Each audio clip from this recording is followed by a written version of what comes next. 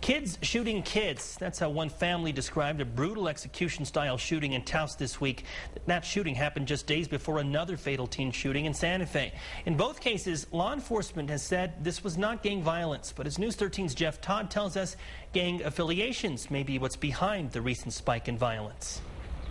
A brawl in Mountain Air. One person shot in the leg. 3 people dead after a shooting on the Navajo Nation. 2 teens killed in the forest near Taos.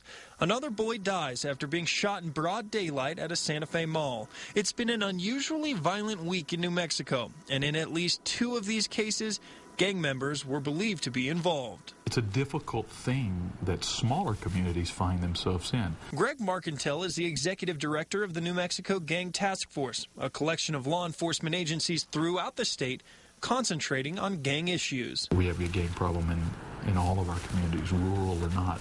And the problem is growing. Sefrin Lujan was one of those killed in the double murder in Taos. He was not a gang member. The other victim, Andres Dominguez Aragon, and the suspected shooter, Jose Rivera, are both believed to be in Taos gangs.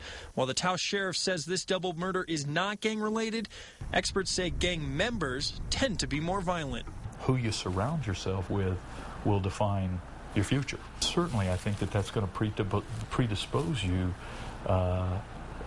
in a greater way towards committing criminal and violent acts. While investigators in Santa Fe and Taos believe this week's shootings were at the hands of teenagers, Marcantel says the biggest issue is who's influencing those teens. It's a huge threat to our youth, but our real problems are coming from adults who really are the people who are sustaining gang life and gang culture. A culture many believe is responsible for at least 3 deaths in New Mexico this week.